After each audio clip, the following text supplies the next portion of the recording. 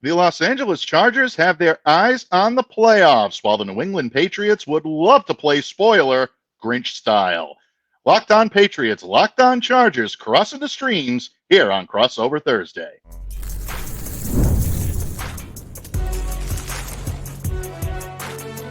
You are Locked On NFL Crossover, part of the Locked On Podcast Network. Your team every day. Chargers fans and Patriots fans, thank you for joining us here on this Week 17 crossover episode of Locked On Chargers and Locked On Patriots. Daniel Wade representing Locked On Chargers. I'm Mike Debate of Locked On Patriots. And of course, folks, Crossover Thursday is presented by Prize Picks. Download the app and use the code LOCKEDONNFL to win $50 instantly when you play $5. Pats fans and Bolts fans, we hope you all had an enjoyable Christmas holiday. And Daniel, thank you for joining me here today. Been looking forward to this crossover for a while. Week 17, hard to believe the regular season is just about over. Pats Chargers, doesn't get any better than this on a Saturday afternoon post-Christmas. It does not. I'm very excited about it. I'm not much better to feel the kind of holidays than having some football, December football in some cold weather. I'm really excited about it. I know Chargers fans are getting close. They're feeling it, one win away from the playoffs. This is a huge game for them going into this weekend. Oh, without question. You know, these two teams don't see each other that often, but there's a deep history here between the Patriots and the Chargers. Not always necessarily pleasant, some acrimony there. But bottom line, there are a lot of memorable matchups between these two teams, both in the regular season and the postseason. Folks, could Saturday's matchup be another instant classic? Well, Dan and I hope to pique your curiosity on that very subject today, because we have an action-packed show here for you today on Crossover Thursday. Daniel is going to bring Pats Nation up to date when it comes to the biggest stories from a Chargers perspective. Then we're going to flip the script, and I'm going to provide everything you need to know about the Patriots. And lastly, we'll provide our respective paths to victory for this Saturday afternoon matchup, 1 p.m. kickoff from Gillette Stadium in Foxborough, Massachusetts. And Dan, let's kick things off from a Bolts perspective. Chargers are entering this game at 9-6. If the playoffs started today, the Bolts would own the 6th seed in the AFC.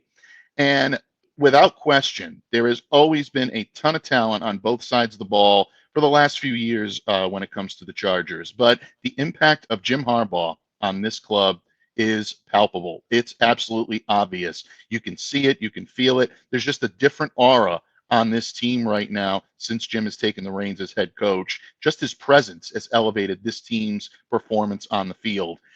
But from an insider's perspective, you see things that us mere mortals don't see outside of Chargers Nation. So how would you define the Harbaugh effect on this Chargers club in 2024? Man, it's a night and day difference than what they have seen. I mean, you're talking about a team that is fresh off of hiring 3 first-time head coaches and going into the coaching search after the 63-21 blowout to the Raiders last year. It was just like, give me someone who's done it. Give me someone with a little bit of pedigree. Give me someone that is going to come into the room and demand the, accountability from this team, but also have the trophy case to demand that kind of respect from his team, because every coach goes into a locker room trying to get the respect of that locker room, trying to do all the right things. But it just comes with a different kind of presence when you're talking about Jim Harbaugh, dude, who not only has the trophy case now, but also is out there, pulling sleds in cleats, wearing wide receiver gloves, like playing catch with Justin Herbert before the game. I mean, Jim Harbaugh comes with a certain kind of pedigree and has brought that culture already. I mean, the culture has changed. I mean, it's 180 degrees with what this team is right now. And I think part of it is going to play a huge factor in this game, because I think if you're looking at kind of the statement wins for the Chargers, there's not a lot of them. But the one thing that they've been able to do consistently pretty much the entire season is take care of business and beat the teams they should beat. And I think we both say on paper, this is a game they absolutely should win. And I think the biggest story going into this, as far as what's going to play a factor in that, is will J.K. Dobbins play? Is a dude who was on injured reserve, has missed the last 4 games, is now eligible to return. They did activate his return window. And without him, they've been pretty bad running the football. They weren't a great running team. They weren't that prototypical Jim Harbaugh team even with him. They always lacked the consistency. They always have been kind of searching for it. But you're talking about on paper, the Chargers should be trying to exploit the Patriots' run defense and trying to be able to run the football. But Without J.K. Dobbins over the last 4 games, the Chargers have averaged less than 75 yards on the ground per game. With J.K. Dobbins in the lineup, they averaged 118 yards per game. You're talking about almost a 50-yard difference for one player. So his status for this game, he is back at practice already. The practice reports aren't out yet, but J.K. Dobbins is out there at practice. His ability to play in a huge game this weekend, I think, looms large. Oh, without any question. Again, what it does is it automatically raises that level of anticipation, especially here in New England, in terms of the type of team they're going to be facing. Knowing that it's a Harbaugh coach team, it makes you find newfound respects for guys like Dobbins and that running game, which Jim Harbaugh loves to employ. He's definitely going to be dialed in. That kind of leads me quite nicely into my next question for you today, Daniel. And obviously, Justin Herbert remains one of the best quarterbacks in the league. He pretty much has been since he stepped on a pro football field. 18 touchdowns against only 3 picks. Been doing that despite dealing with ankle injuries throughout the year. So very impressive for this kid to really show toughness and mettle through an injury and be able to have the type of season he's having. He's getting some help from unlikely sources. Rookie Ladd McConkey, that I know was a popular name here in New England as a potential draft pick last season. He's having a very good year, 69 receptions, 960 yards, 5 touchdowns. Quentin Johnston is leading the team with 8 touchdowns. And we haven't even really gotten into a point that you touched on just a couple of moments ago, and that's this running game that Jim Harbaugh would love to employ with JK and with Gus and getting those guys involved and really having that be not only a compliment, but maybe even a focal point when it comes to what this team would like to do offensively. Again, what's impressed you most about the Chargers offense this season as opposed to what we've seen the last couple of years? I think that the commitment to the running game has been much better. I mean, there's always going to be a couple of games here and there where it's just not going to be in the cards and the game flow just isn't going to allow for it. But I think the commitment to it has been a lot different this year, even if like the success and the week-to-week success hasn't been there. But I do know that one thing this team wants to do over these final couple of weeks, especially when we're talking about December football right now, is get that thing going. Show over the last 2 weeks that you can have a consistent running game, because when it does look good, and I think especially in this matchup, it's going to be important, you can have a game like last week where you're up by 3 late in the fourth quarter, and finally, after using the battering ram all game and maybe not getting the results you needed, you break a 43-yard run that totally flips the field position and leads to the touchdown that puts you up by 10 in that game. And I mean, I think if you're a Patriots fan, you only have to go back to last week.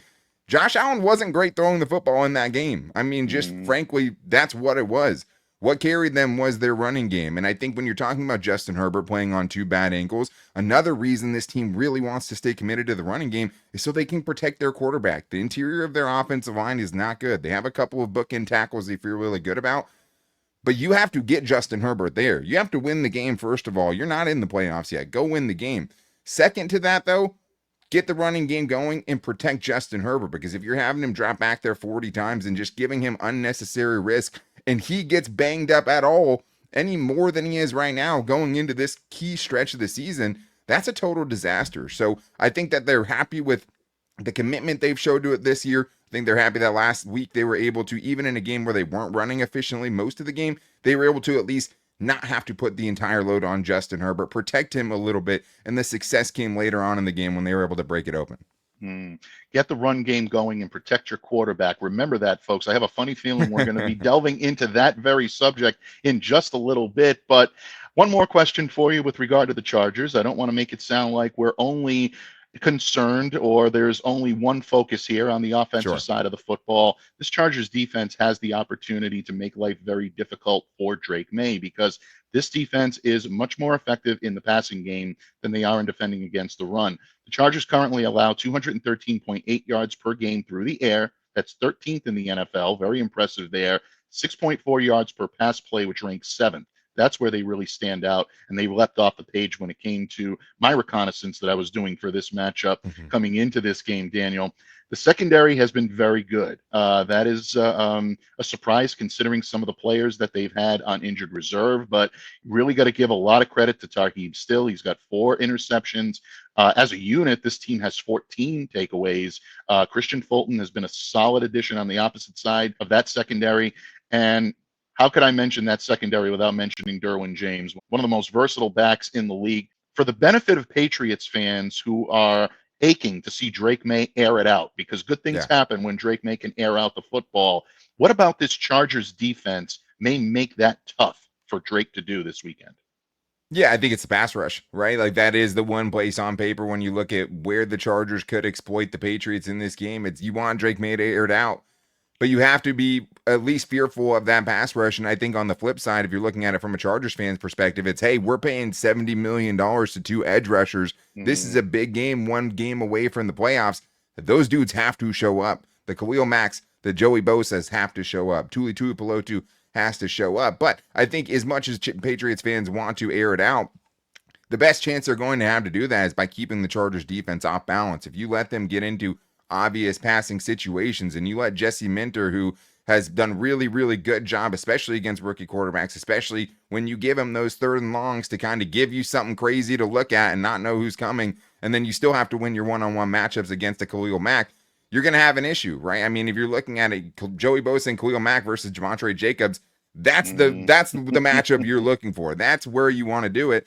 And I think with the interior coming along the way they have, kind of some unexpected contributors like a Poona Ford, like a Tier Tart, it'll be for the Chargers, hey, how do you get them in those obvious passing situations and not let them just let Ramondre Stevenson get them into 2nd and 2s and 3rd and 1s and things like that? Because if you can get the Chargers in those situations, you can catch them guessing at times. We've seen it on a couple of big plays they allowed the Titans game.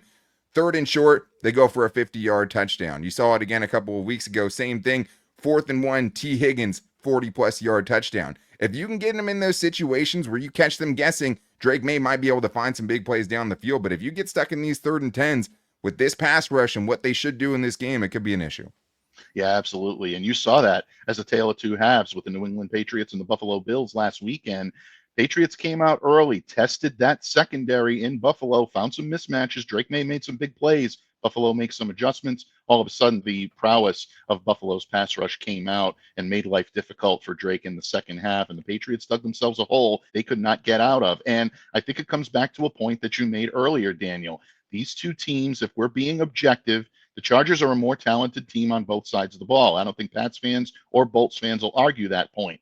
But the Patriots are proving that they can parlay that puncher's chance into solid results on the field. In just a moment, Daniel Wade and I are going to flip the script, and he's going to put me on the hot seat to help Chargers fans get a clearer picture of what to expect from the 3-12 Patriots. Don't let the record fool you. This team has got some fight. I'm going to explain why on this crossover Thursday episode of Locked On Patriots and Locked On Chargers, right here on the Locked On Podcast Network, your team every day.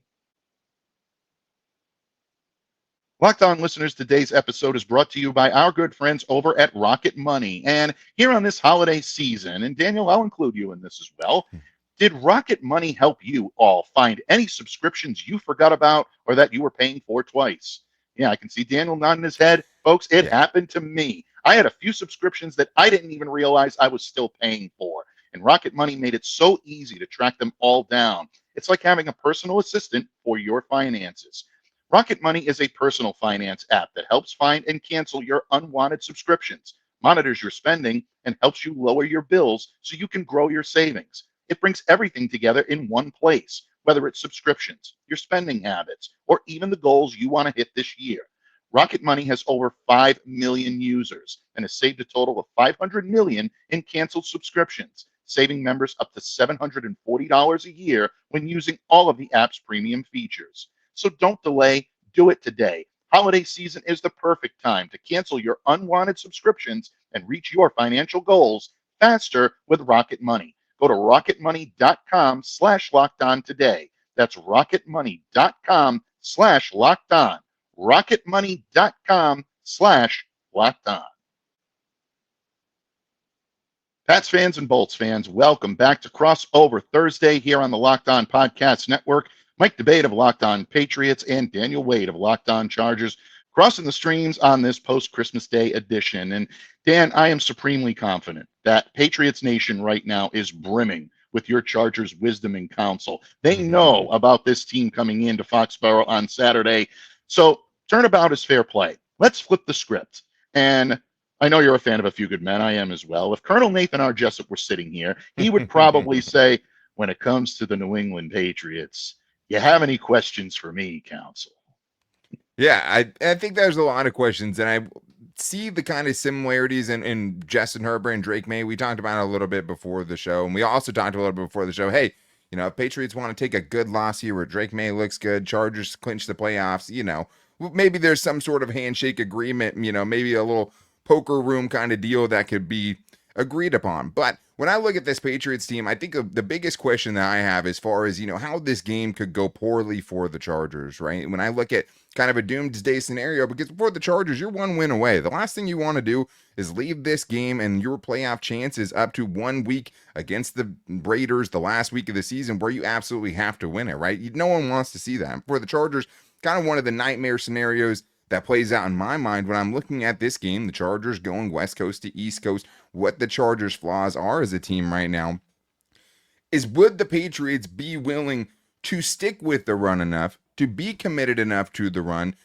to actually shrink this game and give themselves a chance and not kind of get a little loose with it, maybe turn the ball over a couple times? Like, can the Patriots stay committed and disciplined enough to maybe play a little bit more of a boring game in this one, but also try to expose the Chargers' potential biggest weakness defensively, which is their running game? Because I look at last week and I see that 16 play, 10-minute, 91-yard drive, and I look at that against the Bills and them scoring that touchdown. It's like, well, that could be a little bit problematic. The Chargers have had some inconsistencies on offense. So if you have a team that's shrinking the game like that, taking possessions away from you, and then you have to kind of put so much importance on each drive and having to come away with points on it, that could get close and leave the Patriots in this game. So do you think the Patriots could actually, will they try to employ that game plan to maybe make it a little bit more boring, take what the Chargers defense can give them, shrink the game, and give themselves a shot? Yeah, I think the New England Patriots can do it. I think they'd like to do it. The only question is whether or not they will stick to it, like you said. And I think that's going to depend on the run blocking that they're getting, which quite honestly, Daniel, has been their Achilles heel. This team right now and the offensive line that's been blocking in front of it has not given Ramondre Stevenson the traction he needs to be able to break free and get those 5-10 yard runs, those bursts through the lanes that are opened up, because the lanes aren't opening up. The holes simply aren't there. They're scrapping for every single yard. So if they're grinding down and they find an ability to take advantage of a line that's either struggling or a line that may include some mismatches, yes, I do believe they will commit to it. Alex Van Pelt has mentioned design runs, possibly even design runs for Drake Maye. That might be a possibility. I know they're trying to do the best they can not to get this kid injured, and I think that's exactly what they should be doing. But you saw them do it a little bit more against Buffalo. They're opening things up a little bit, starting to realize that you have to show teams, whether it be for this year or showcasing for next year, that, hey, you know what? If we have a competent line in front of us and we've got a running game that we can rely on and use that outside zone to facilitate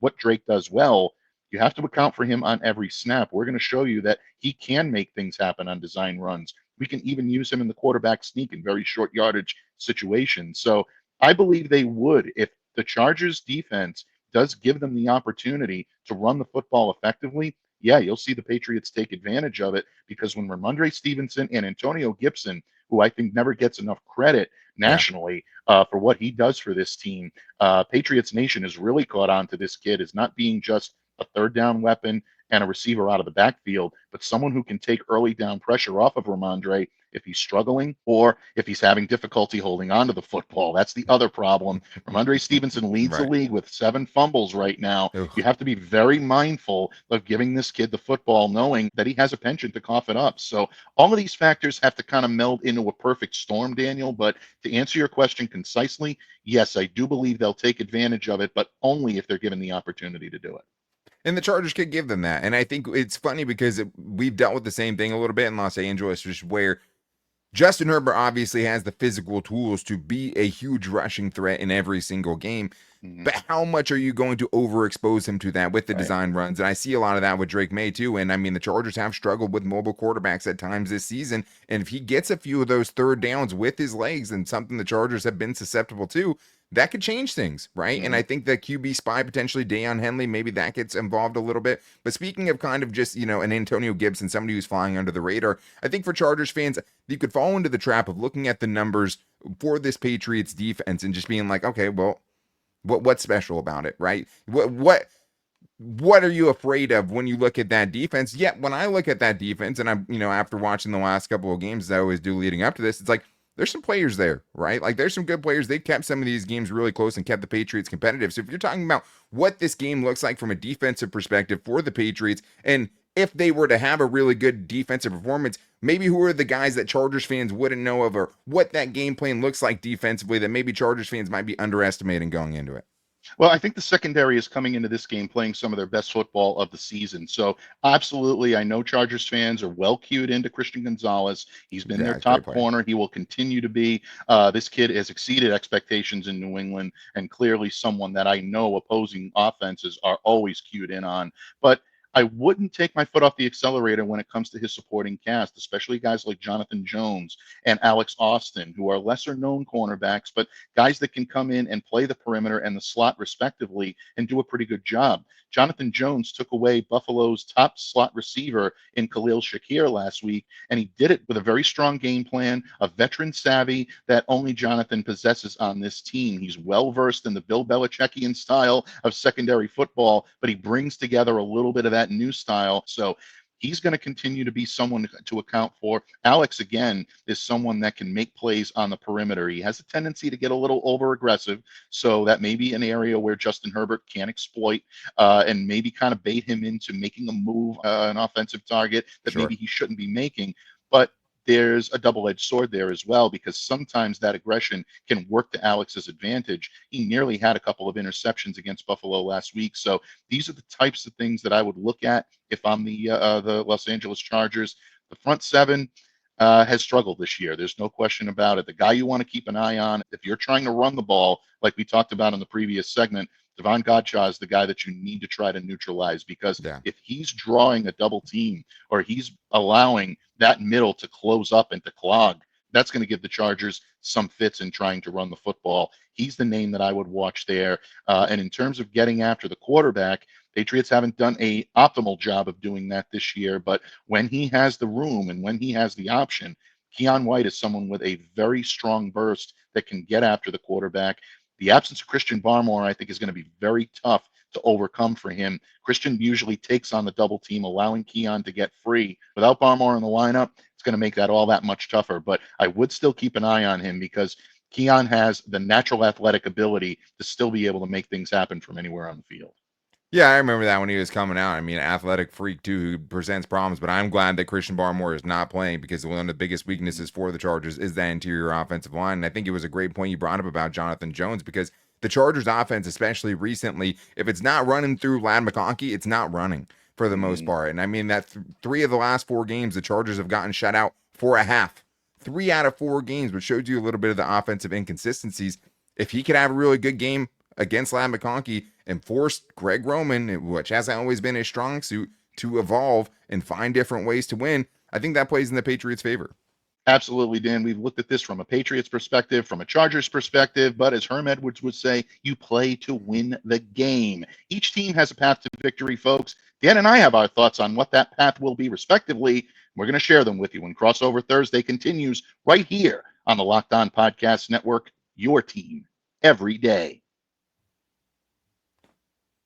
Locked On listeners, the NFL playoffs are almost here, but it is not too late to get in on the regular season action with FanDuel, America's #1 sports book.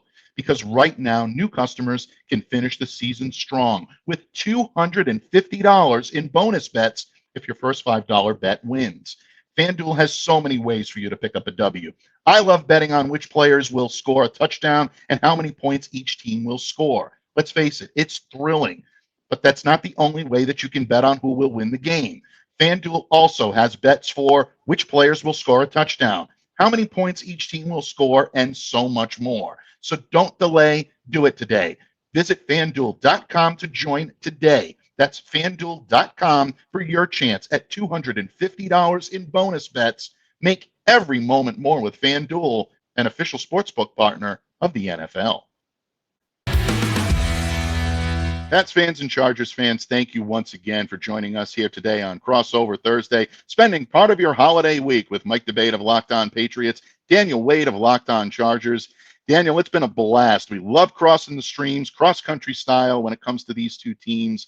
But as the late, great Gorilla Monsoon would say, if this were WrestleMania, the time for the talk is just about ended. I say that a lot on my show, folks. I love the quote. My listeners are rolling their eyes right now. Maybe Chargers fans liked it. Hopefully they will. Bottom line, if the Bolts are to come into New England and grab this victory and defeat the New England Patriots, as we both agree they probably should, what are LA's keys to victory? Yeah, it's a quick question. I mean, give me a second. I was hoping to get a Gorilla Monsoon reference. I just wasn't sure we were going to get to it today, so I'm just thankful for that. But like I talked about a little bit, bring your A game. Like, this is, you're one win away from the playoffs. Like, the Chargers, the great thing about winning last week is you made it all but certain you're going to have a great chance to make it. But you also set yourself up for a potential historic collapse, too. And when you're talking about Chargers, Patriots, collapses, things like that, a lot of bad memories are going to flood into Chargers fans' brains. Take care of business this week. If the Chargers play a B or B minus game, they might not come out of Foxborough with a win in this game. The Bills started a little lax and they got down 14-0. So bring your A game, get off to a fast start.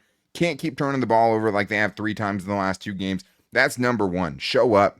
I don't know if it's a trap game. You're 1 game away from the playoffs. There's no excuse. You also have extended rest. You're coming off of Thursday Night Football. There's no excuse for the Chargers not to show up for this game and bring their A game.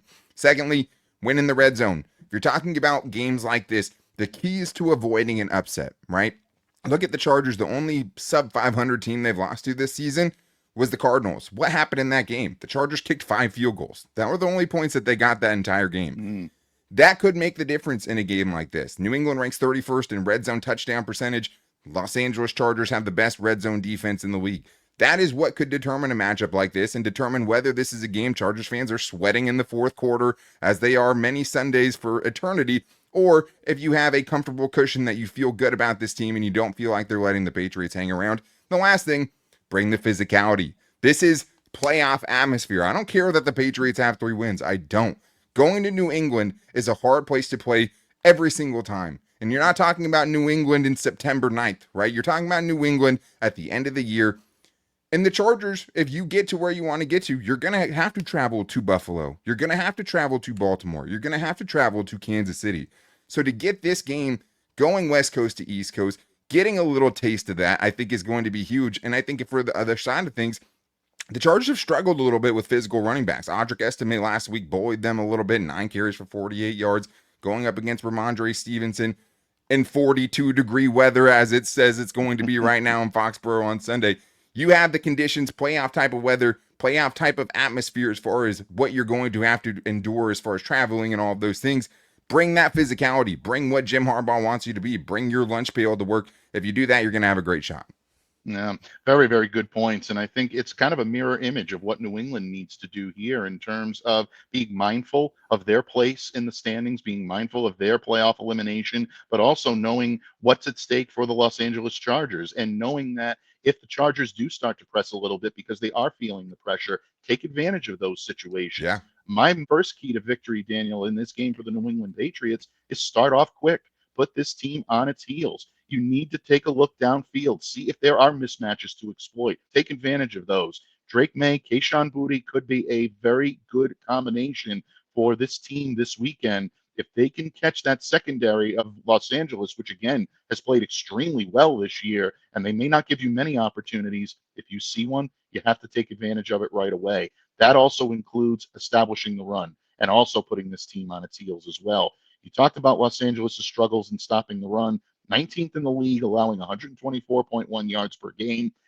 They're 27th in the league when it comes to yards per carry. So they're allowing 4.7 there. So if the Patriots can find some success early in the run game, it's going to make it all that much easier for them to use the outside zone to open things up and really allow Drake Maye to showcase his talent, both with his legs and going off script, but most importantly, with sticking to that play action, which tends to be his bread and butter and something that I think Patriots have to establish if they're going to hope to keep this one close. The other key to victory kind of lends itself in, but it also involves with stopping the run on the opposite side, and that's control the line of scrimmage on either side of the ball. This is a challenge that the Patriots have failed to execute consistently for any game, any complete game this season. But if they can find a balance in being able to force quick 3 and outs for your opponent, grind out this opportunity to keep the ball in Drake Maye and the offense's hands, then all of a sudden you develop that puncher's chance. you have the favorite team on the ropes, and that's where they have to go, and they have to go for the jugular at that point. So if they can control the line of scrimmage, that's going to give them an awful lot of opportunity to make plays and to prevent big plays on the opposite side of the ball. And the last is really, I think, something that's been extremely difficult for the New England Patriots. And one of the things that gives me the most pause in saying that maybe they do have better than a puncher's chance here, and that's either forcing and capitalizing on their opponent's turnovers or laying off their own. This team is not only a team that has difficulty hanging on to the football, but they turn the ball over at the most inopportune times. Talk about starting quick. They did.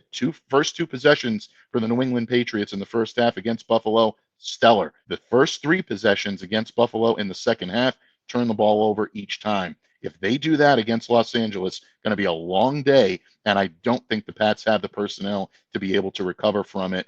Chargers will be walking out at Foxborough with a W for sure if that happens.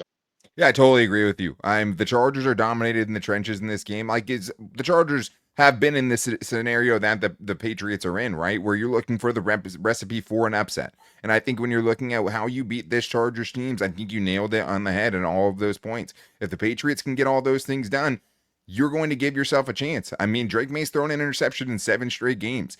I don't feel good about the Chargers' chances if they can't force a turnover in this game. Like, I almost think it's a must. Like, if you're not going to be able to turn this Patriots team over, you're going to let them hang around. And if you let them hang around, Drake Maye's showing you some things. Drake Maye can pull something out. And at the most unexpected times, I mean, that throw he made to Kayshon Boutte last week was insane. Like, you cannot make a better throw. This dude has all the talent in the world. He can run around a little bit. If you let them boil you in the trenches, if you let them catch you off guard, because the Chargers gave up 3 touchdowns straight to start last week, you can find yourself in a hole, because you talked about the 3 and outs. The Chargers went into last week leading the NFL in 3 and out percentage.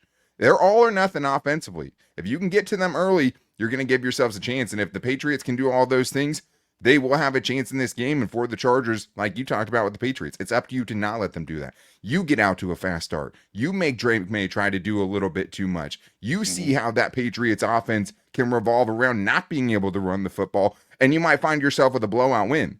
You don't do those things, we could be talking about a fourth quarter where we're all on the edge of our seats on Sunday or Saturday. I mean, it's going to take me a second for that one, the Saturday flex. And don't forget, folks, a 1 p.m. kickoff Saturday, Foxborough, Massachusetts, Gillette Stadium, Patriots, Chargers.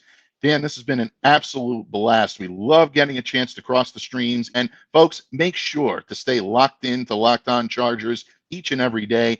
Daniel Wade alongside my other good friend, Dave Drogemeyer. They do a great job with that Chargers podcast. As someone who covered the Chargers for a number of years, you know I'm locked into Locked On Chargers each and every day. Trust me, one of the best listens on the network. Pats fans, you will not regret it. Even after these two teams have played each other, you're still going to want to listen because it's entertaining, informative. You can't ask for more. And Chargers fans, if you want to keep your friends close and your enemies closer, you can check me out each and every day on Locked On Patriots. On behalf of Daniel Wade, I'm Mike Debate, reminding all of you to stay safe, stay well, be the change you wish to see in the world. Have a great rest of the holiday week, and we'll see you back on our respective preview shows here on Friday on the Locked On Podcast Network, your team every day.